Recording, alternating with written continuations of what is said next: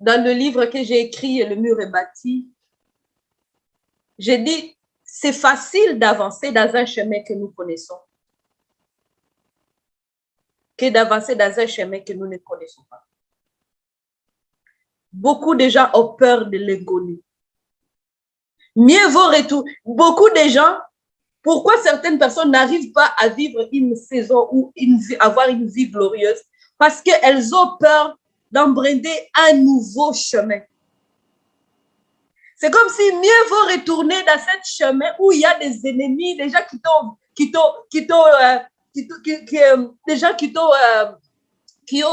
tous tes biens, qui t'ont volé tout. Mais parce que ce sont des personnes avec qui ces personnes-là que tu connais, ces personnes-là qui sont familiers, c'est facile parce que tu les connais au lieu de voir une nouvelle personne et lui faire confiance. C'est comme si, ouais, il y a cet adage que je trouve bizarre. On dit, mieux vaut un démon que tu connais qu'un ange que tu ne connais pas.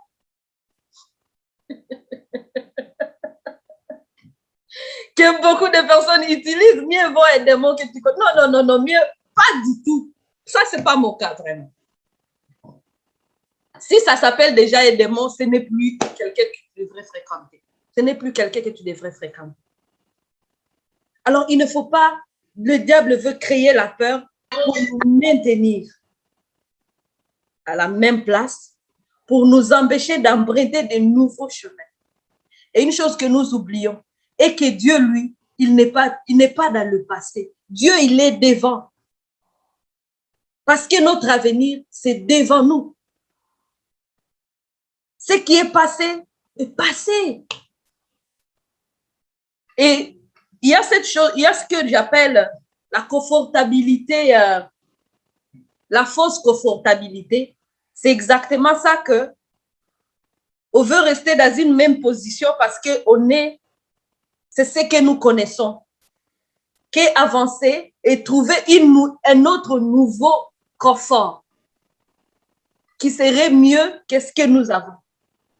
C'est comme les gens ont peur de croire qu'il y a quelque chose de mieux devant que ce qu'ils ont aujourd'hui. Penser devant pour croire que quelque chose de bon existe devant moi que ce que j'ai aujourd'hui. Les gens ont peur de ça. Et les gens, beaucoup de gens sont confortables dans la misère, je vous assure. Confortables dans la misère. Je vais vous expliquer. Je suis née en Afrique. Et puis, quand j'étais enfant, je pense que les enfants en Afrique, en Europe, partout en Occident, certains enfants peuvent avoir cette habitude de faire pipi dans le lit, n'est-ce pas? Alors, je me rappelle que quand j'étais enfant, quand tu fais pipi dans ton lit, si tu ne te lèves pas directement les 2 premières minutes que tu viens de faire pipi et que tu attends 5 minutes, tu vas rester dans le pipi jusqu'au matin. Parce que dans ton pipi, au fur et à mesure que tu restes dedans, il y a une chaleur que tu vas ressentir. Et ça va être confortable. Et pourtant, tu es endormi dans une place mouillée. Mais ça devient confortable. Pareil. Donc, beaucoup de gens peuvent rester dans la misère et s'y sentir confortables. Donc, quand tu leur dis, ben, il y a une autre vie au-delà de ce que tu connais aujourd'hui. Non, c'est ce que je connais. Chez nous, c'est comme ça qu'on a toujours fait. Non, tu peux goûter à ma salade. Non, chez nous, on fait la salade comme ceci. Chez nous, on cuisine. Non. Il y a ces gens-là qui pensent que chez eux, savent cuisiner que tout le monde. Non, c'est parce que vous n'avez jamais goûté la sauce du voisin. Vous remarquerez qu'elle connaît bien des épices que vous ne connaissez pas. La peur de goûter à quelque chose de nouvel, c'est une position que l'ennemi va te maintenir là-dedans. Immobilisé, paralysé. Il injecte son produit. La peur, c'est comme un produit qu'on injecte dans une personne et tu deviens immobile.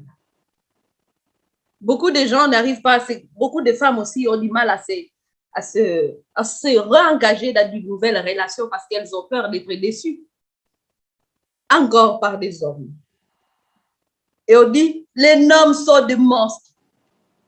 Croyez-vous que Dieu qui vous aime, il va toujours venir amener un monstre pour toi? Tu n'es pas, tu es quand même la fille de Dieu. Pour que c'est toi que Dieu a réservé un monstre. Parce que moi, la parole de Dieu que j'ai lue, il a dit, j'ai un plan merveilleux pour toi. Ce plan merveilleux, en fait, c'est quoi? Ça veut dire qu'il y a un homme merveilleux dedans. Ah, telle personne, j'avais été déçue par telle personne, j'avais été déçue comme ceci, c'est là. Oui, c'est arrivé, c'est vrai. Mais Dieu n'est pas à rupture de stock de beaux hommes. Amen. Tout ce que nous voulons, Dieu n'est pas à rupture de stock. On ne veut pas mettre nos pieds sur l'eau. Vous savez, si Pierre un jour a marché sur l'eau, c'est parce qu'elle avait osé surmonter sa peur et se dire, je vais essayer de mettre mon pied sur l'eau. Essayer de mettre mon pied sur l'eau. L'ennemi crée la peur à toi pour, en fait, t'empêcher de vivre des grands miracles de ta vie.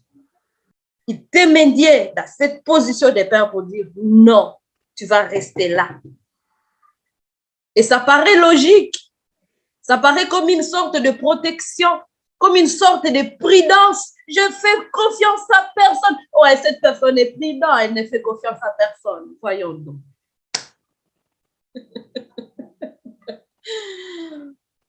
Elle ne fait confiance à personne. Elle est prudente. Franchement, je ne pense pas que c'est la prudence dont Dieu parle. C'est la peur. Il ne faut pas être confortable dans la misère. Beaucoup de gens ont peur d'être seuls. Elles peuvent subir toutes sortes de douleurs ou elles peuvent être violentées, je ne sais pas comment. Mais elles vont supporter la violence conjugale, je ne sais pas, psychologique, de la part de toutes les personnes, des amis, de qui. Elles refusent de partir, elles se mettent en danger tout simplement parce qu'elles ont peur d'être seules. J'ai toujours dit, aime-toi assez pour ne pas accepter n'importe quoi et n'importe qui dans ta vie. Dieu nous aime tellement que quand il parle du plan merveilleux pour nous, ce n'est pas que nous devons supporter toute bêtise de la part des gens. Non. Nous sommes tellement précieuses que Dieu nous veut du bien. Et il veut créer pour nous un environnement merveilleux avec de bonnes personnes qui vont nous entourer. Qu'est-ce que Dieu gagnerait à te voir quand il te voit souffrir? Qu'est-ce qu'il gagnerait dedans? Mais je sais une personne à qui ça fait plaisir quand il te voit souffrir. C'est le diable. C'est le diable qui jubile quand il te voit souffrir. C'est lui qui met à côté de toi les gens qui doivent te faire souffrir. Ce qui nourrit le diable, c'est ta souffrance.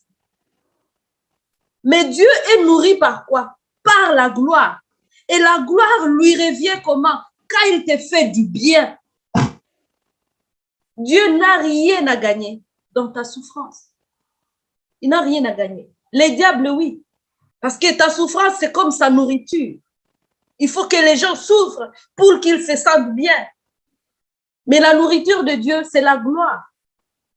Et la gloire lui revient quand les gens sont heureux. Alors, il ne faut pas avoir peur.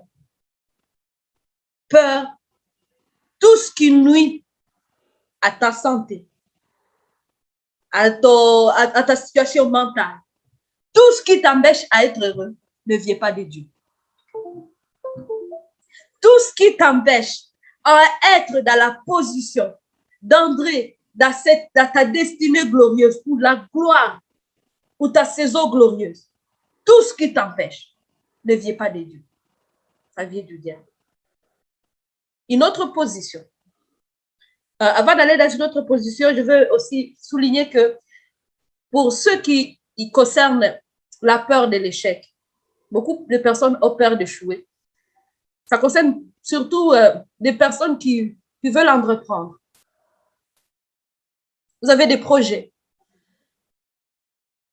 Quand vous parlez à quelqu'un, au lieu de vous donner 10 témoignages des gens qui ont réussi, la personne vous donne 1000 témoignages des gens qui ont échoué. Alors elle te dit, donc toi aussi tu penses que tu vas réussir? Non, tu ne peux pas. Non, ne restez pas à côté de ce genre de personnes. Ce sont les porte-paroles du diable pour venir vous paralyser. Vous savez, vous n'êtes pas les 1000 personnes qui ont échoué. Vous êtes la personne qui va réussir parce que votre réussite ne dépend pas des hommes, mais de Dieu. Si Dieu a mis un projet dans votre cœur, c'est parce qu'il vous croit capable que vous allez réussir ce projet-là. En chacun de nous, Dieu a déposé des idées parce qu'il sait telle personne est capable pour mener ce projet jusqu'en terme. Telle personne est capable pour mener. Alors, n'écoutez pas ceux qui vous disent que vous ne pouvez rien faire. C'est tout simplement des porte-paroles du diable. Si l'autre a échoué, tu n'es pas l'autre, tu n'es pas elle, tu n'es pas lui, tu es toi. Tu es toi. Il y a une personne, c'est un adage que nous connaissons toutes, qui dit que qui ne risque rien n'a rien. Donc, avant de baisser les bras, il faudra d'abord essayer quand même. Tu ne devrais pas baisser les bras que tu n'as jamais même essayé. Tu as peur d'échouer, mais tu n'as jamais même essayé. Quoi que ce soit. Si tu n'as jamais essayé quelque chose, essaye. Et si tu as essayé et tu as échoué, ce n'est pas non plus la raison pour avoir peur d'échouer. Moi, je ne les appelle pas des échecs. Non, ce ne sont pas des échecs. Ce sont tout simplement des expériences. Ce sont tout simplement des expériences. C'est comme si le mot échec, je l'ai banni dans mon langage. Je me dis, c'est une expérience. Parce que je ne veux pas que cela ait l'impact sur ce que je veux faire. Parce que si je vois ça comme des échecs, je risque de ne plus jamais faire quoi que ce soit. Mais si je vois ça comme des expériences pour savoir que si tu fais ça, ça ne peut pas fonctionner. Ah, j'apprends. Des expériences, des apprentissages. Si tu remarques que telle chose n'a pas fonctionné, j'ai essayé comment ça n'a pas fonctionné. OK, pas grave. Demain, je vais essayer d'une autre manière. Jusqu'à ce que j'épuise toutes les façons de faire. Pour dire, j'ai essayé, j'ai essayé, j'ai essayé, j'ai essayé. Encore et encore. Donc, si vous avez un projet, ne l'abandonnez pas. Il y a des projets qui peuvent être plus grands et que je me souviens que nous avons un projet à l'église que j'avais mené moi-même, c'est l'orphelinat. Quand Dieu avait mis ce projet dans mon cœur, et jusqu'à présent, quand j'y pense, j'avais toujours l'impression de vouloir me cacher sous mon lit parce que je trouvais tellement que mes idées ne correspondaient pas. J'ai l'impression que c'était tellement au-dessus de mes capacités que j'avais toujours l'impression j'avais toujours envie d'aller me cacher sous mon lit. Parce que je me disais, ben, Merveille, ce que tu essaies de rêver, tu ne peux pas le faire. Et j'ai réalisé une chose. D'où vient la peur? La peur vient quand on essaye de se focaliser sur nos moyens. Mes moyens, je fais mes moyens plus mes moyens plus mes moyens, ça donne 0 moyen. Et directement, j'ai peur. Mais il y a des moyens il y a quelqu'un qui a plus de moyens que toi. Et il s'appelle Dieu. De la même manière que je disais qu'il n'est pas à rupture de stock pour des beaux maris. C'est lui qui les a créés, en fait. Et parmi les nombres de tous les maris que Dieu a créés, toi, tu veux seulement un seul. Et il a combien de millions, mais tu cherches tout un. Mais tu as peur. Non. Et c'est la même chose. Dans des entreprises, tu veux créer quelque chose. Il dit l'or et l'argent, ça ne m'appartient. Et c'est lui qui va t'amener des personnes, des bonnes personnes. Parce que, comme je disais que mon pasteur a toujours dit, les gens ne flottent pas dans les airs, là où il habite personne. Dieu utilise les gens. Et c'est le Dieu qui connecte. C'est Dieu des connexions. Alors, bannissez la peur. Que la peur ne fasse plus partie de votre vie. Si vous avez peur de quoi que ce soit, de quelque chose aujourd'hui, sachez que c'est un produit que l'ennemi vous a injecté pour vous immobiliser. Et vous empêcher d'entrer dans votre saison de gloire. Donc, la troisième position, c'est la position du regard des autres. La position du regard des autres. Il y a tellement les gens qui sont beaucoup préoccupés par ce que les gens passent d'eux. Jusqu'à ce qu'elles ne sortent plus de leur maison parce qu'ils ont peur du regard du voisin. Dès que tu vois le voisin te regarder, tu fermes la porte, tu retournes dans ta chambre. En fait, je me demande maintenant, qui est en train de regarder qui? C'est comme si même maintenant, c'est toi qui es en train de regarder le voisin, c'est même pas le voisin qui te regarde. Pourquoi tu veux toujours savoir ce que le voisin pense de toi? Pourquoi vous êtes préoccupé à vouloir savoir ce que, ah, t'es là dit ça, ah, t'es là dit ça, ah, non, non, non, non. Et ça, je vous assure, c'est la façon dont l'ennemi va maintenant vous enfermer dans votre chambre et prendre la clé et partir avec. Il faut rester dedans. Parce que vous avez peur de ce que les gens vont dire, de ce que les gens vont trouver sur vous. Et on a peur de cela. Qu'est-ce que vous allez faire d'autre à part rester chez vous? Parce qu'en restant chez vous, au moins, vous êtes en sécurité et personne ne va vous voir. Si j'avais regardé ce que les gens pensaient de moi, je ne pense pas que je serais là où je suis aujourd'hui ou que j'aurais ce que j'ai aujourd'hui. Non, non vraiment. Beaucoup de gens sont préoccupés par ce que les gens vont dire. Prends du temps. Et je remarque que même c'est comme si les gens, ce ne sont pas eux qui sont en train de te regarder. C'est toi qui es en train de les regarder. En fait, regardons bien. C'est toi qui es en train de regarder le voisin pour savoir ce que le voisin parle de ce qu'il pense de toi.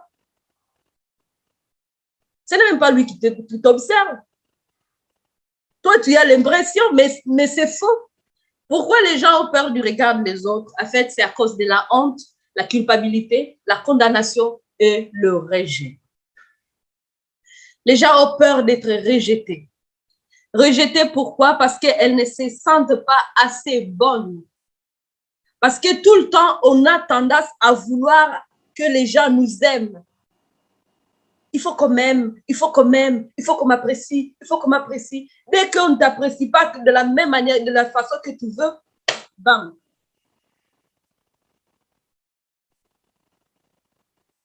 Tu te sens plus bien.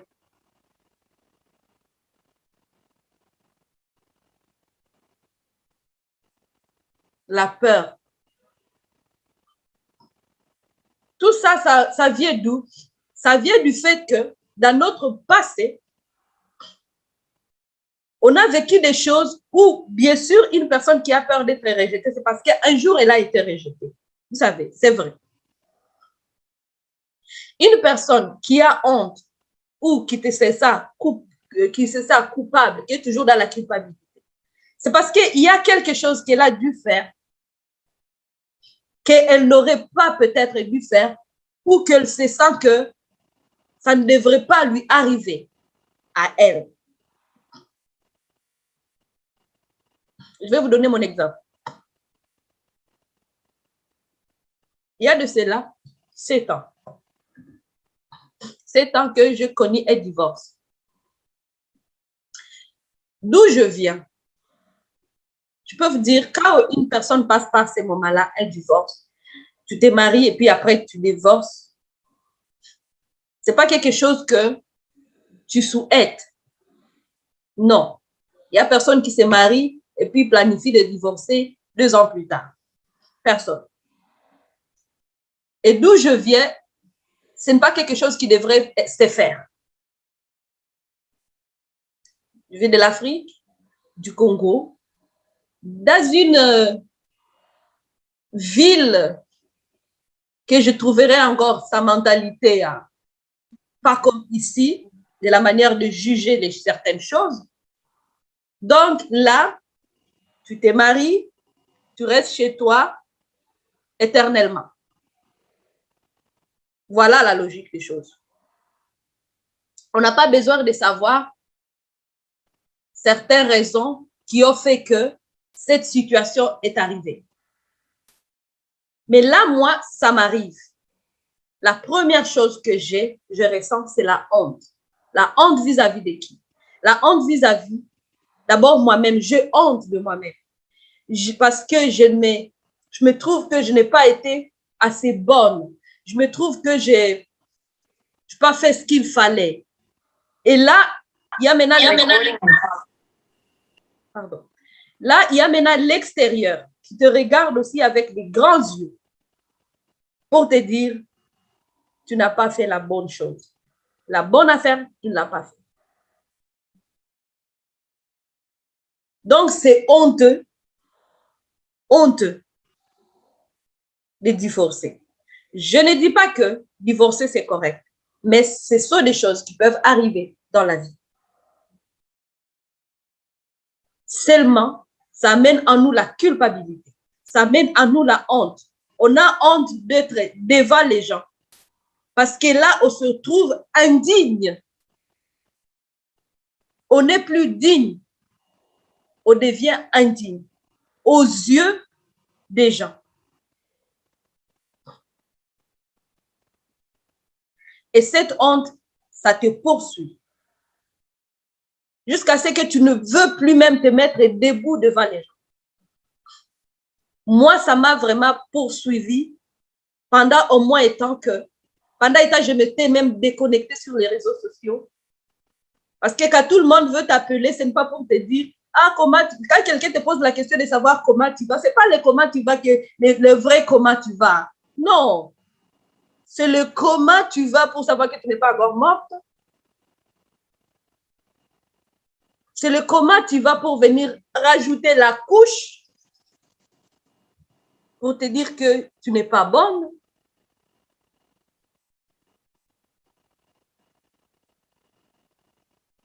Et une autre chose aussi qui était particulière dans la situation est que j'ai toujours été dans l'église. Et vous savez, quand vous êtes dans l'église et que le regard est toujours sur vous qui êtes là devant et que ce genre de situation t'arrive, c'est comme si ça ne devrait pas arriver à toi. Voilà comment les gens vont te traiter. Ça ne devrait pas arriver à toi. Tu es hypocrite. Tu ne connais pas Dieu. Ou Dieu t'a laissé.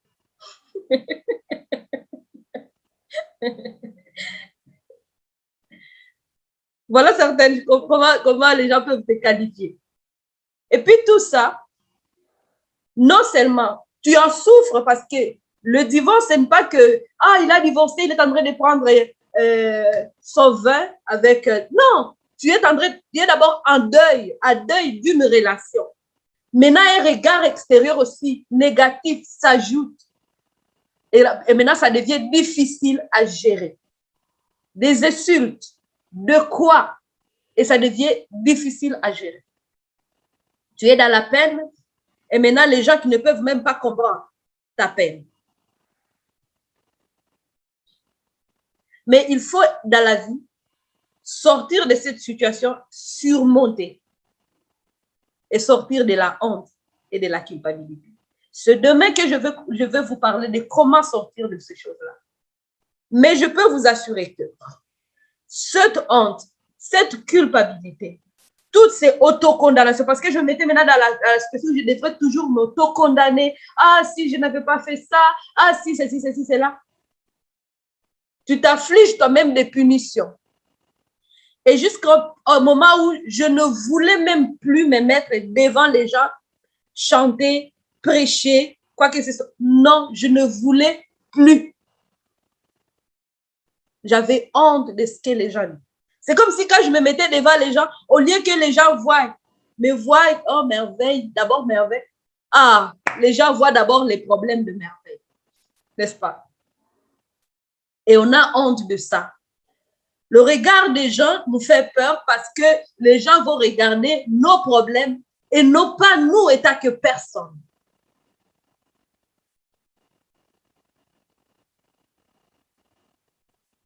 Alors ça, essayez de m'affermer chez moi pour ne plus sortir. Je sais que beaucoup de personnes, je ne sais pas si vous vous sentez honteuse de quoi ou coupable de quoi, où il y a toujours ce peur de rejet à cause, je ne sais pas de quelles circonstances, mais ce que l'ennemi veut profiter derrière ça, c'est vous maintenir chez vous pour ne plus jamais sortir. Or, l'œuvre de Dieu, les choses que Dieu veut que vous accomplissiez, ça ne se fera pas dans votre chambre, ça se fera à l'extérieur de chez vous. Alors, pour vous maintenir chez vous, l'ennemi va vous pousser à croire que votre approbation viendra de gens.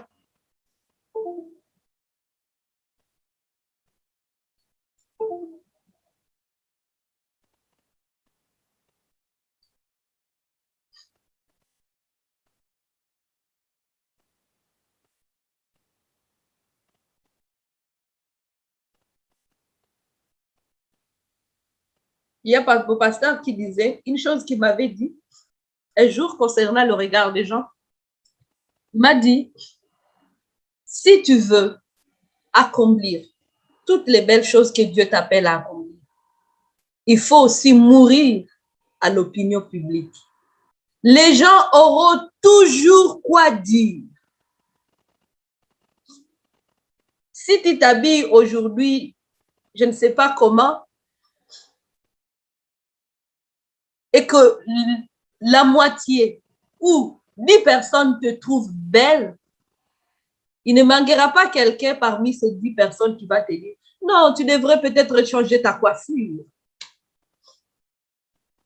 Non, tu devrais peut-être faire ça ou cela.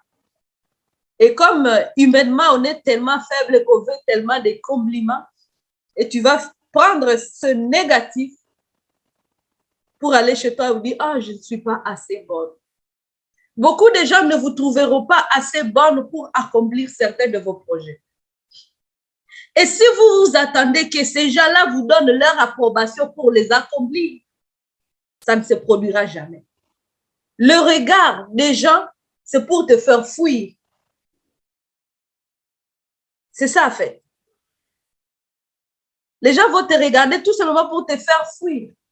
Parce que imagine que quelqu'un essaie de te fixer sans rien dire. Je suis certaine que tu vas commencer à te regarder s'il y a quelque chose qui ne va pas.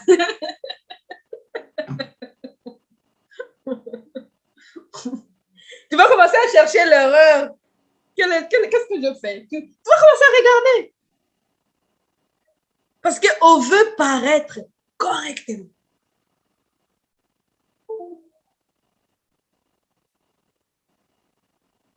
Le regard des gens. Beaucoup de gens sont restés chez eux parce qu'ils sont plus préoccupés par ce que ma mère va dire, mon père va dire, monsieur qui, je ne sais pas quoi, va dire ceci, monsieur tel va dire ceci. Et ils n'arrivent plus à sortir de chez eux. C'est comme si l'approbation, ils l'attendent chez les gens au lieu de l'attendre chez Dieu. Si aujourd'hui, je suis en train de vous parler maintenant, c'est parce qu'il y a il a fallu que je surmonte les regards des gens. Laissez-moi vous dire comment je suis arrivée à ça. C'était particulier. C'était très, très difficile. Je me rappellerai de cette date. C'était le 9 novembre 2014. J'étais à l'église. J'étais à l'église et je disais à Dieu que c'était mon dernier jour d'aller à l'église. Je disais à Dieu que Seigneur, aujourd'hui c'est mon dernier jour de venir à l'église. Parce que j'étais submergée par la honte, par la culpabilité, par la condamnation et le fait d'être rejetée.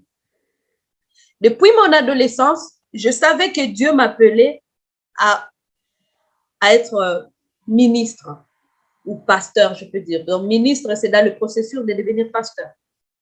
Je savais qu'il y avait cet appel sur ma vie.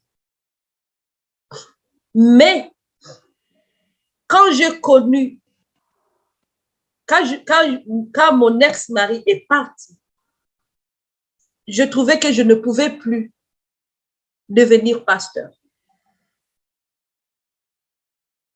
Parce qu'aux yeux de gens, un pasteur qui a déjà divorcé, c'est bizarre, non? Est-ce que tu seras accepté? Il y a des personnes qui t'accepteront et d'autres non. Et ça, je ne pouvais plus me voir vraiment continuer dans cet appel. Je ne pouvais plus me voir continuer dans cet appel. Et là, cette date-là, je suis allée à l'église et je disais à Dieu, je dis, c'est mon dernier dimanche de venir à l'église. Je venais d'accoucher. C'était la dédicace de ma fille Esther, qui aujourd'hui, elle va avoir 7 ans. Et je l'ai apportée à l'église pour la dédicace, mais je voulais que ce soit mon dernier jour. Parce que je disais à Dieu, si tu étais avec moi, cette situation ne serait pas arrivée dans ma vie. C'est ce que je disais.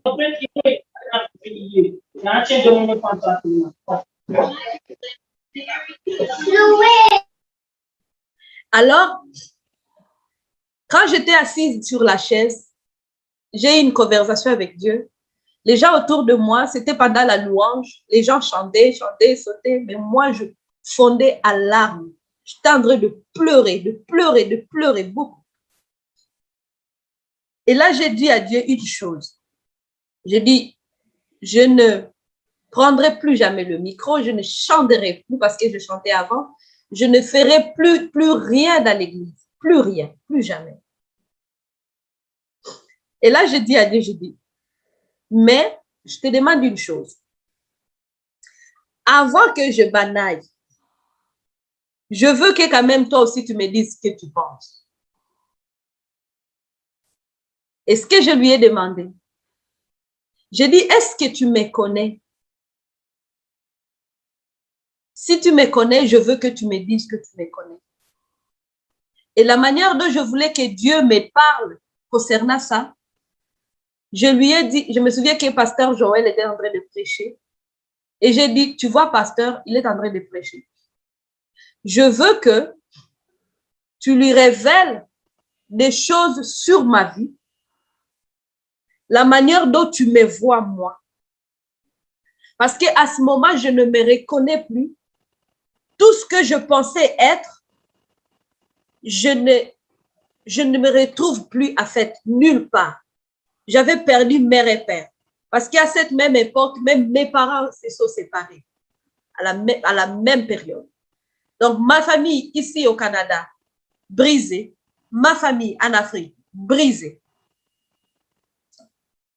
Là, tout ce que je croyais, tout ce que j'avais comme repère, perdu. Alors, je reste moi et je ne sais même plus si Dieu m'aime parce que tout ce que je ressens, c'est que, à part la culpabilité, la condamnation, la honte, Je ne savais même plus si Dieu m'aimait à fait. Et quand je dis de révéler à Pasteur Joël, c'est que lui, il pense de moi. Je dis, quand je marche dans la rue, André accompagné de mon fils, parce qu'à l'époque, il avait 2 ans et demi. Et qui est-ce que tu vois? Je veux savoir qui tu vois. Je ne veux pas voir ce que les gens pensent ou ce que moi je pense. Je veux voir plutôt ce que toi tu penses de moi, Jésus. Et je dis, je te donne 1 semaine pour me transmettre ce message-là.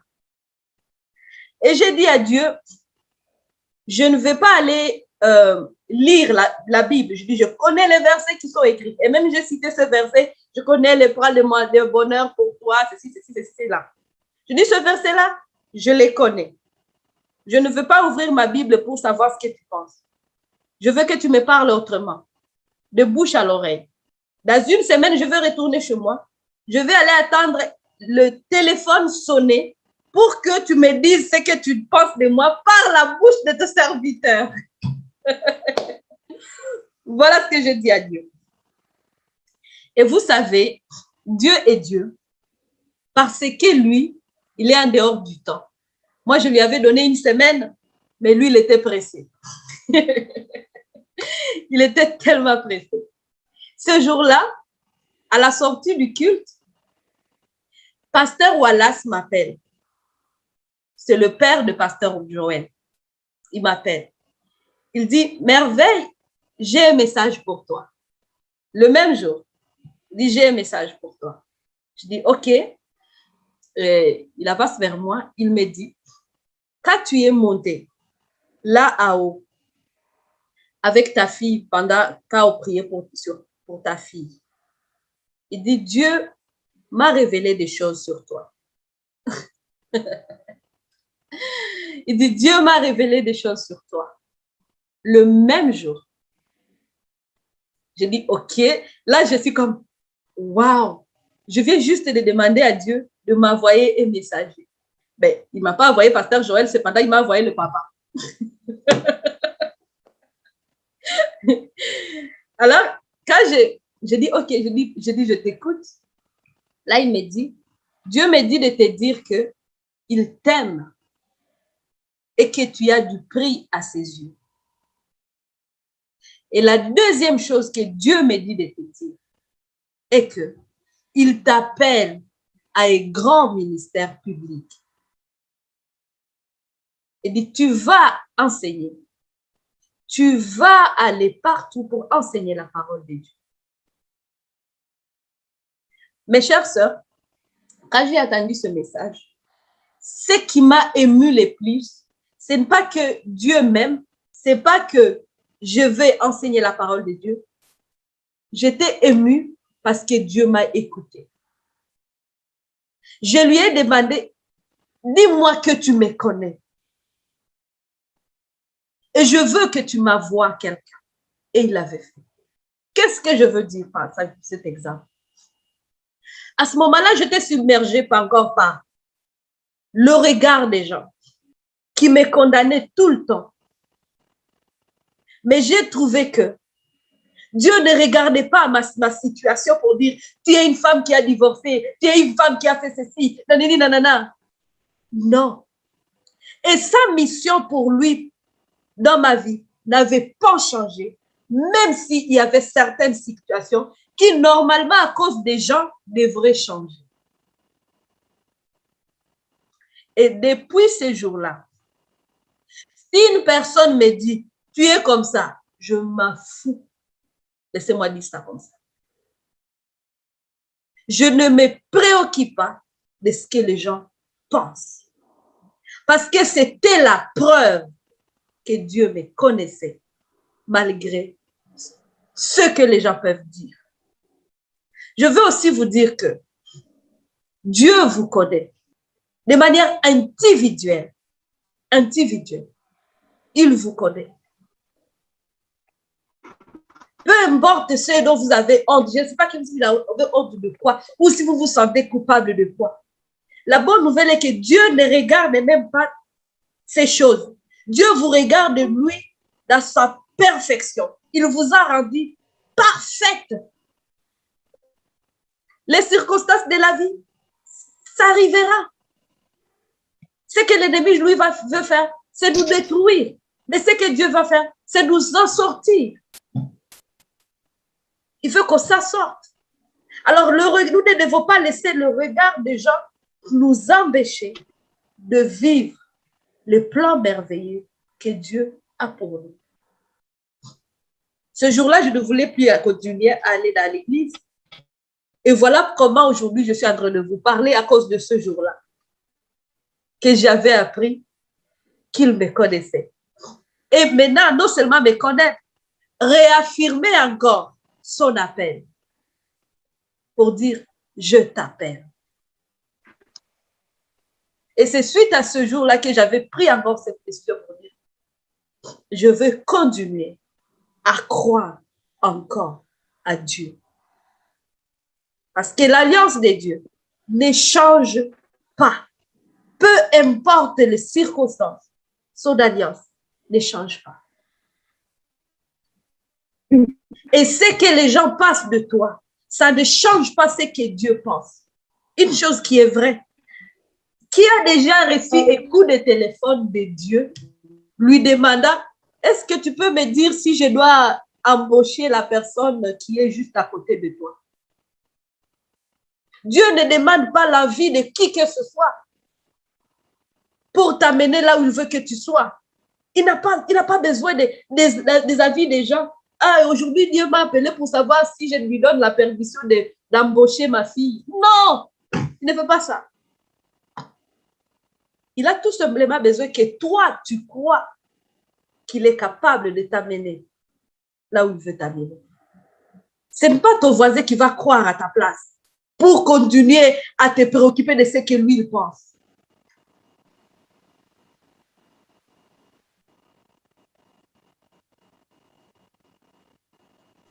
Ce n'est pas lui qui va croire à ta place.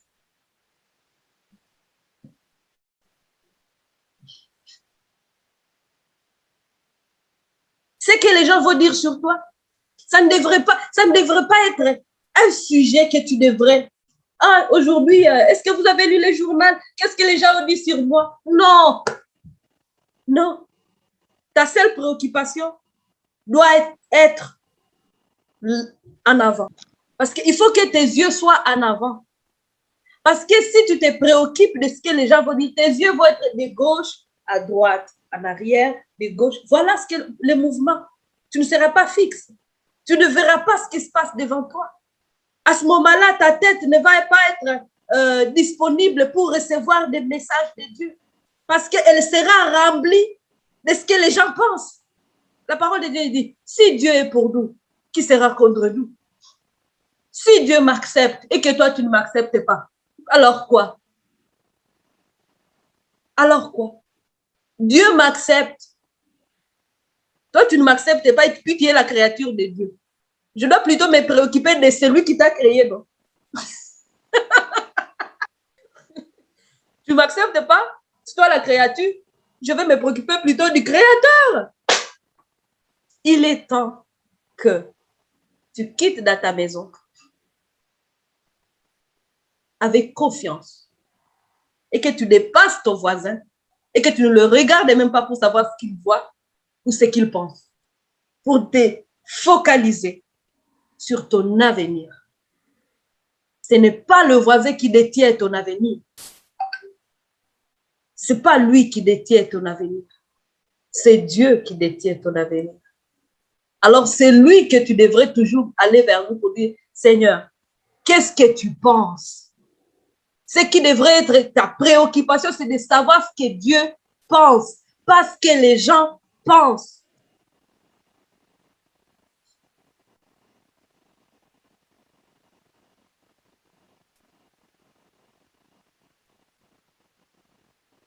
Et toutes choses, ce sont des distractions dans lesquelles le diable va toujours nous maintenir.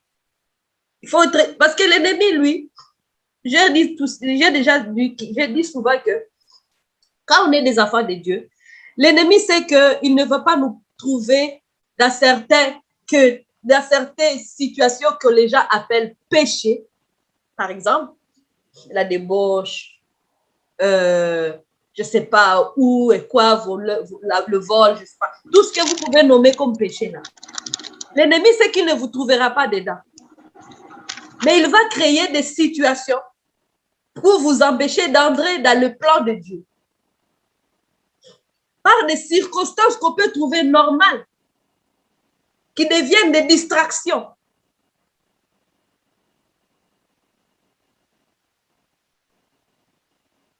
Et on est constamment distrait par toutes ces choses-là.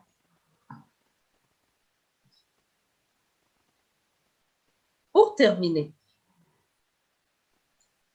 je pense que chacun, chacune, vient de voir où elle se retrouve présentement. Comme aujourd'hui, on faisait un petit diagnostic. Es-tu constamment en train de chercher ce que le voisin pense de toi? C'est ça ta position actuelle? Ou es-tu constamment dans la peur de l'avenir? Ou tu es en train de repenser à toutes ces mauvaises choses que tu as subies dans le passé? Tu ne veux pas encore quitter la situation de victime. Voilà 3 différentes positions qui vont vous empêcher d'entrer dans la saison de gloire. Si j'étais restée victime longtemps, je ne serais pas là en train de vous parler maintenant. Si j'avais peur du regard des gens, je ne serais pas là en train de vous parler maintenant parce que déjà, j'aurais peur de ce que vous allez penser. Si j'avais tout simplement peur, il n'y a pas de projet que je pouvais entreprendre. Parce qu'il n'y a rien que je fais qui soit de mes capacités. Non. Tous les chemins que je puis emprunter depuis 2014 ont été des chemins inconnus, mais dans lesquels j'ai trouvé du bien. Si je suis arrivée, vous pouvez aussi. Alors demain, nous allons continuer. Maintenant, on va trouver des remèdes. Comment je suis arrivée, si vous voulez savoir ça.